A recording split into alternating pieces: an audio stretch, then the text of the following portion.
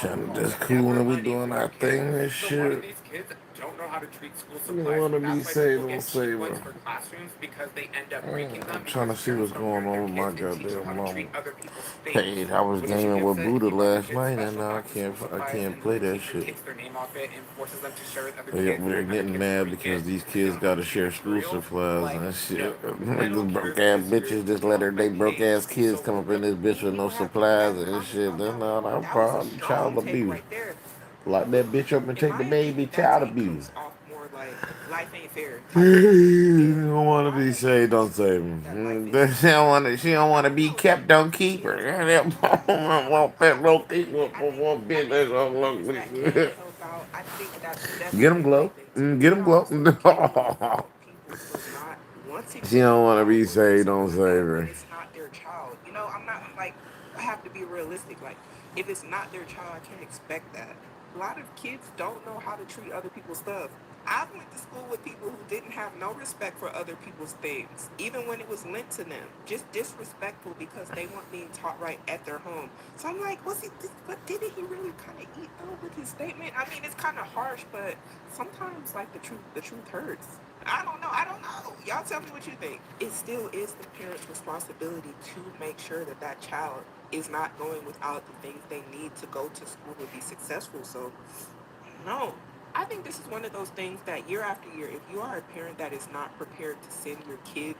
Oh, let's see. Hold on. I can just shoot a fucking live stream with nothing on it. Yeah, nigga, this motherfucking nigga. It's the Money Buddha podcast, nigga. It's podcast Buddha, nigga. Just sit here and run their mouth and shit with no video.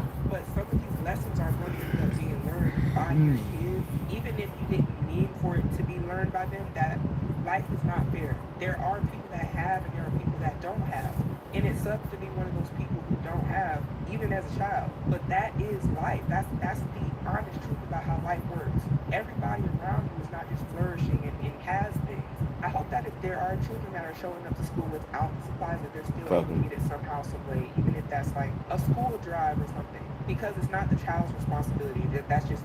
That is it's somebody's responsibility. TikTok right now about school supplies. And the debate is that parents are being told, like, this is what you need on the school supply list. Parents go and buy those school supplies, and the teachers take the school supplies and then distribute. Everything goes in a communal bucket and it gets distributed to the class when they need it. When they need scissors, the scissors come out. When glue sticks come out, etc. Now, this is being done for several reasons, according to teachers. One, it's easier that way. No, it's not. Two, there are a lot of students who don't have money for school supplies. Not my problem. And also, this is how some schools just do it. And the thing that certain parents are hating the most is that they feel like they're footing the bill for another student to use their child's school supplies. As a parent, I could tell you that if I found out a student in my child's class didn't have money for school supplies, I would be buying that child's school supplies myself. So why would I care if all the crayons are going in the same bucket, all the glue sticks, and everybody has one?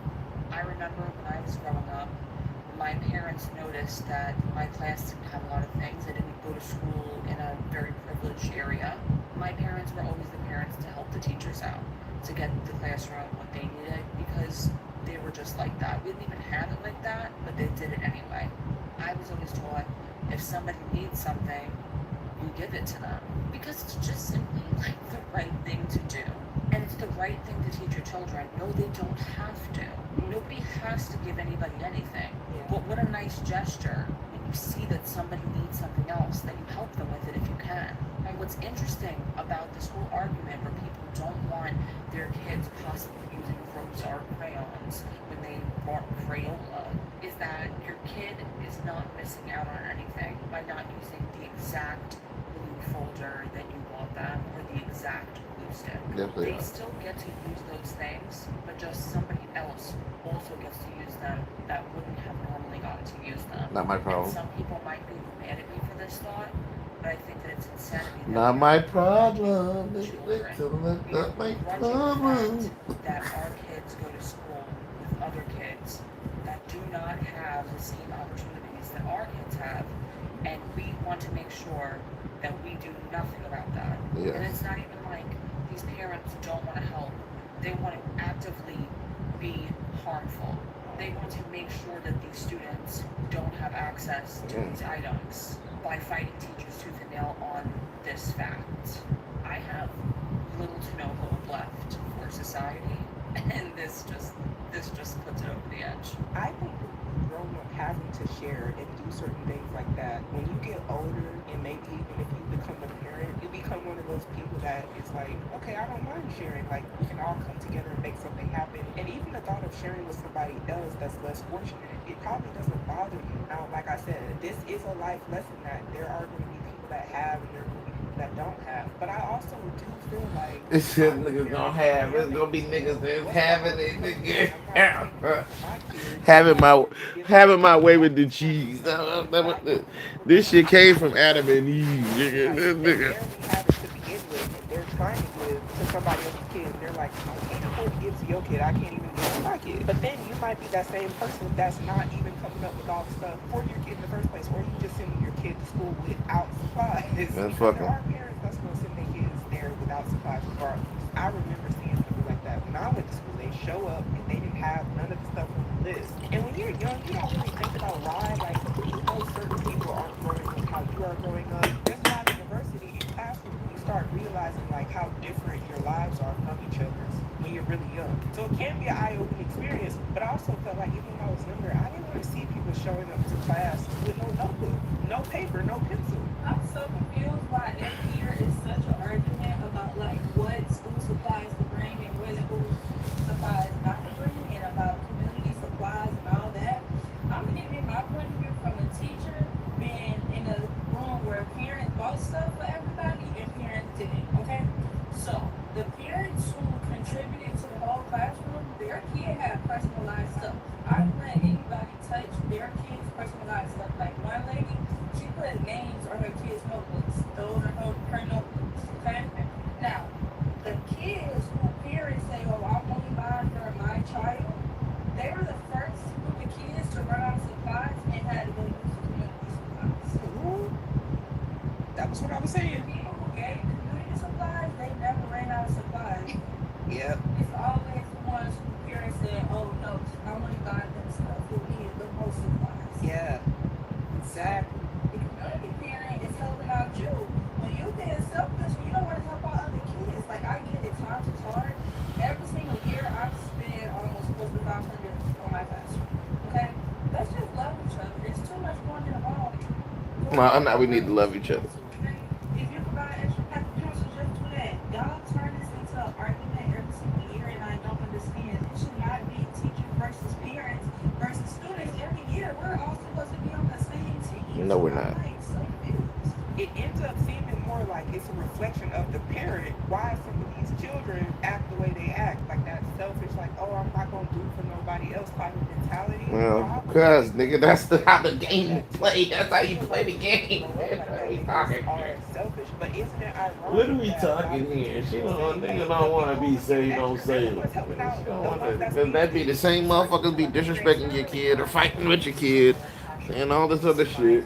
We not that level yet. We ain't there yet. Parents really complaining about having to contribute to community supplies for their child's classroom. And I'm not seeing parents complain because they're experiencing like economic scarcity. I have had private offline conversations about that with my friends. Mine, like, oh my god, I'm like struggling to pay my bills and I have to buy like 30 fucking glue sticks. But what I'm seeing online is parents really seeming like they are hating the idea of that community supply, and they really want to drive home that they only provide for their child and their child gets these supplies. And I think it's a symptom of like our culture at large of how like capitalistic and rugged individualistic we are. It's like step on anyone you have to get to the top and provide for your own. But I think it's absolutely heartbreaking to think about the kids living that way with parents like that. Like I saw a video of a woman on here who had a Sharpie and was labeling every individual thing she got for her daughter, every pen, every pencil, and all the stuff was like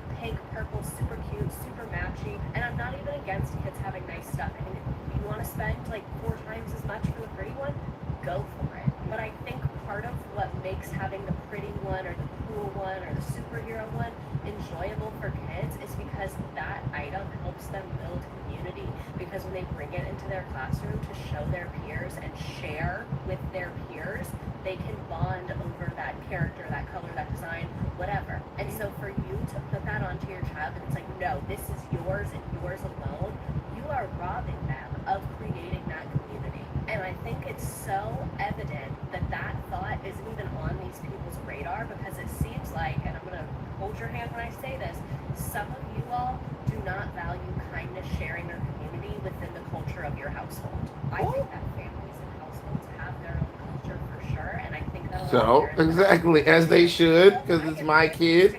Certain people are competitive. Certain people are suckers.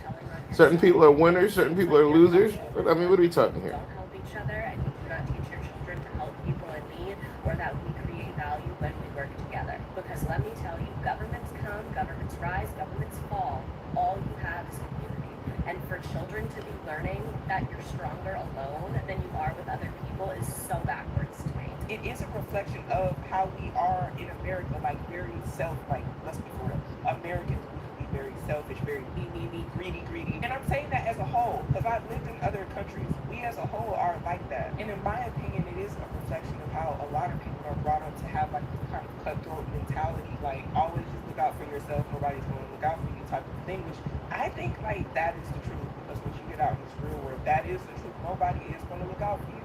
But I also feel like when it comes to children and the values that you're putting in the children, when it comes to going to school and being a nice person and be giving and to share and things like that, Then tell the government to give some. Then tell the government to share the budget.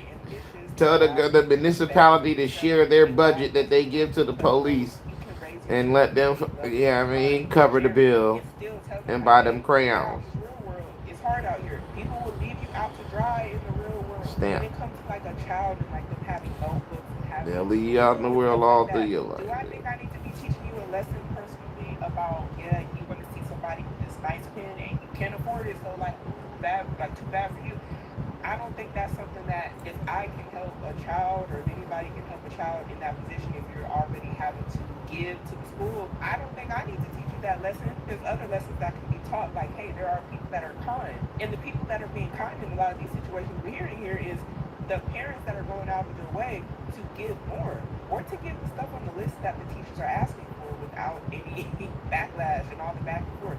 I don't give a fuck about that damn school supplies. As long as I just get what they need, call it a day, and I just get exactly what they need. No extra shit, nothing like that. And you know what I do? I don't send them with everything at the same time. So if they asking me for like 10 freaking notebooks and they only got like 4 classes, why am I gonna send them 10 fucking notebooks to school? No. What I do is I wait. I send them 1 notebook for each fucking class, and then as the days go by, and if they need something else for that class individually for each one of my kids, then I'll go ahead and send them with more stuff, and I'll just have it there in the house just in case. But you know damn well, and then their pencil case, they're gonna have their own pencils, about 2 or 3 pencils in their pencil case, not the whole pack of freaking pencils, and then they're gonna have 1 eraser in their pencil case, or whatever the case may be, just for them. I have 4 kids. 3 of them are in public school, 1 is going pre-K now in September. I live in Jersey, so they start school in September. I know a lot of people are gonna start now in August, and I already bought my shit. $139 in Staples for all 3 of the damn kids. It's like 35 cents per notebook. Stock up on them shits, put them fucking in your closet, save them up. And I still have some notebooks that I saved from last year. They're gonna use them shits. Listen here, well, all these taxes that we freaking pay, America no tiene a nosotros chupaditos, de tanto trabajar, tanto joder, tanta vaina. We shouldn't even be having to pay. Somebody translate. No habla español. I took 2 years of Spanish in high school. Does that even count? If you don't use it, you use it. You don't do that. They should be, the government should be supplying all the damn school supplies. Not the teachers, not the government. I'm fucking done. Like, all I want, I wish I was just rich. I just want to be freaking rich and rule the fucking Dominican Republic. That's what I want. With fucking US dollars, what I make here. Pa' que tú veas. Porque estoy harta. I mean, yeah, living in fucking stress and all this shit. Buy what you can. We be having money to go drink and having money to do all this other shit.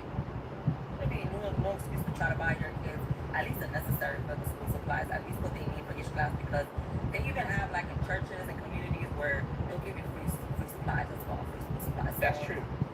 That's true. just do what you can. Do what you can, because I know it's hard out here. And we're all trying to make it out here, and I'm fucking tired. Oh man. Tired. I buy them what I can, send them with what I can, with what they have, and call it a day. Anything extra, I'm with it. Video. I don't understand what she was saying in Spanish, but I think she was mad about the school supplies. Every school year, parents and teachers will come on this app and argue about the same communal school supplies list. Parents are grabbing at teachers because they think they're asking for too much and don't think they should have to contribute to a communal school supplies bucket. Teachers get frustrated with parents and spend the entire time explaining how communal school supplies actually work, but no one is ever asking the question we should actually be talking about. And that question is, why are we not getting mad at our schools for not buying the school supplies our kids need to do the work that they're required to do at school? Why is there a deflection of responsibility buying these supplies that starts at the school district level and gets passed down from principal to teacher to parents? And the two parties involved that really don't have any business buying that much school supplies at one time or have the money to do so end up fighting with each other about whose responsibility it is to buy the supplies for our kids. You know what this reminds me of? The debate about tipping culture. People don't get mad at the employer, they get mad at the customer for not tipping. The waitress will get mad at the customer if they don't tip. But the employer is the one that is making it hard for both of these people. It's the same thing with the school system. So you got the worker, which is the teacher, mad at the customer. Let's say the customer is the parents about buying a product or not buying a product. Meanwhile, the person at the top, school system or the boss, is just watching y'all argue about it and not doing nothing. I've heard a lot of people's schools have erased this concept completely because there's a lot of back and forth, which I think that's really good and productive. They see that this is an issue and they're nipping it into bud. So maybe instead of people getting on the app complaining, maybe they can go to their school districts, to these meetings, go to the PTO meetings, I don't know, wherever y'all go to have these meetings about how stuff is ran for the school system, to go there and say, hey, we want to see some change when it comes to this. This is an ongoing issue every year and we think that it should not be our responsibility. But I tell you where it's not going to change. Y'all going on TikTok and these apps complaining, y'all are in the wrong spot. You need to be at the district, like you need to be in the school system participating with the change. That's how change happens in your school system, because it's going to be different all throughout the United States. I don't care how viral your video went. You need to be talking to the people in your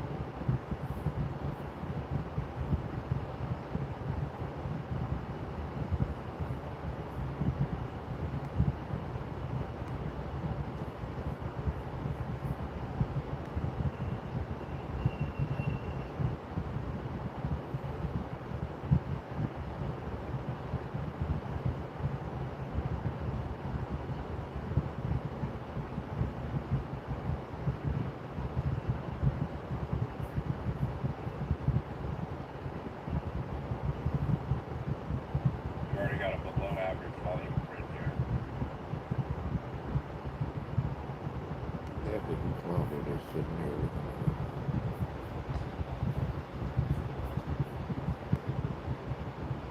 it. Range trains. Nope, house count is currently flat. We got a little bit of wood chopper down, about $400 right now for this cool thing. Volatility here in the market. So Wednesday, the decision, but that press conference could be fascinating. Yeah, he does seem to take a step-by-step approach. The Fed chair, and somebody even criticized him for being behind the curve in particular instances, but he's got his hands full certainly navigating this environment. We do have a live look of Berkshire Hathaway's trading post. It's such a legendary stock, right? It's famous to hear on the New York Stock Exchange for